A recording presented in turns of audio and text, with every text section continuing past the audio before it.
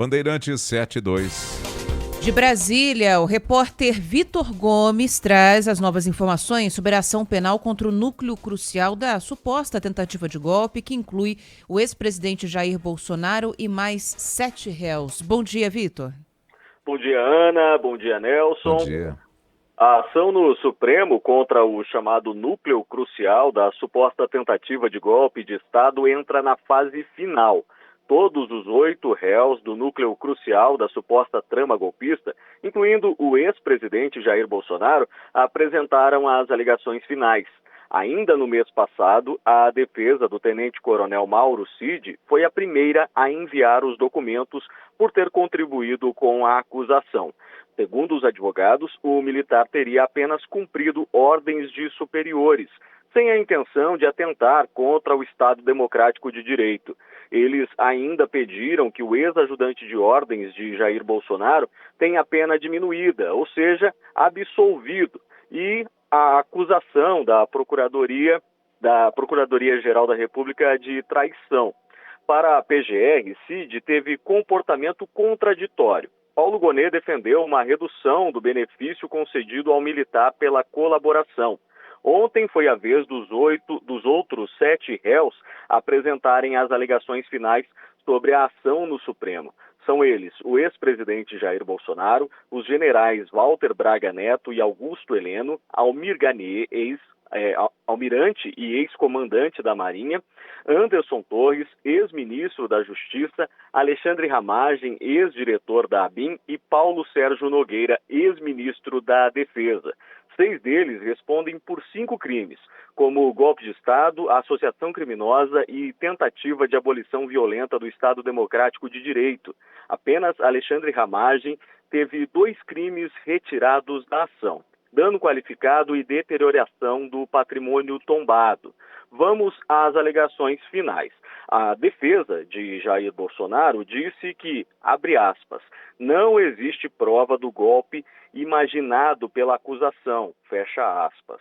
Os advogados contestaram a delação de Mauro Cid, pedindo a anulação da colaboração por vício de vontade, usando inclusive as falas da PGR sobre a delação.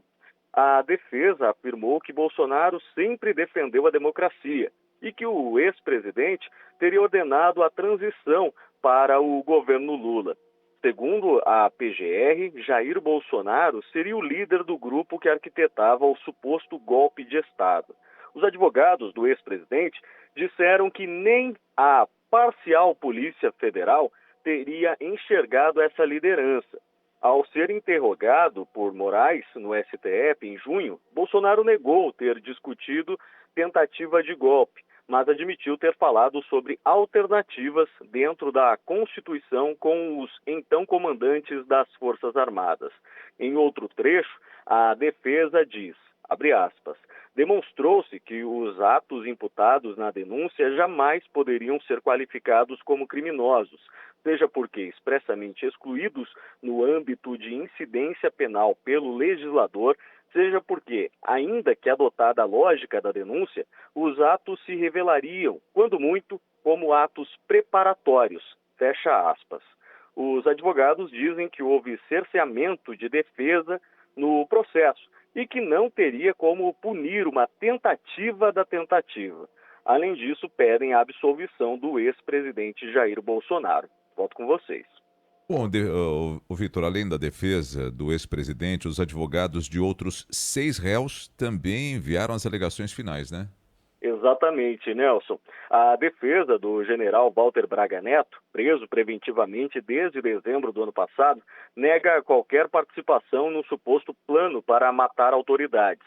Segundo a PGR, um encontro realizado na casa de Braga Neto e a entrega de dinheiro teriam relação com o punhal verde-amarelo.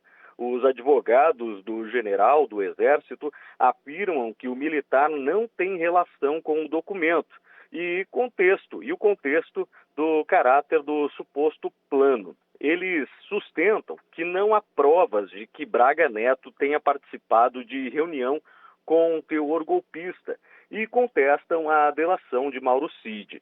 Por isso, a defesa do general pede a absolvição do cliente. Já a defesa de Anderson Torres, ex-ministro da Justiça, nega a elaboração da chamada minuta golpista, que seria mera cogitação.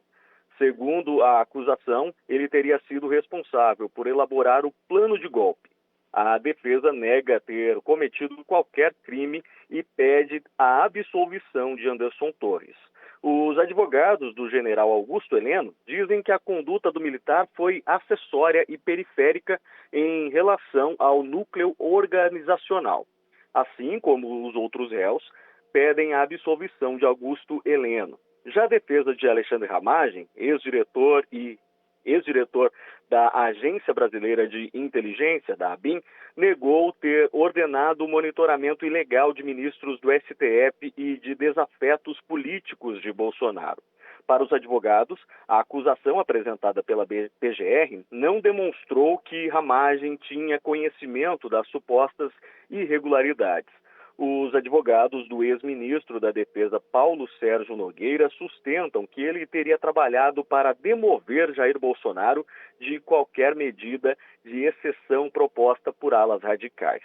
Assim como as outras defesas pedem a absolvição de Paulo Sérgio Nogueira. Já os advogados de Almir Garnier, ex-comandante da Marinha, eles negam que ele teria colocado as tropas da força à disposição de um suposto golpe. A acusação sustenta que o almirante foi o único dos 3 comandantes das Forças Armadas a compactuar com o plano golpista. Mas, segundo a defesa de Garnier, o sentido atribuído pela PGR aos fatos não passa de mera distorção de evidências, escolha seletiva de elementos do processo e uma interpretação enviesada dos acontecimentos. Além da absolvição dos crimes, a defesa pediu a invalidade da delação de Mauro Cid e a aplicação do princípio da consunção, quando um crime menor é absorvido por um mais amplo, com pena mais elevada.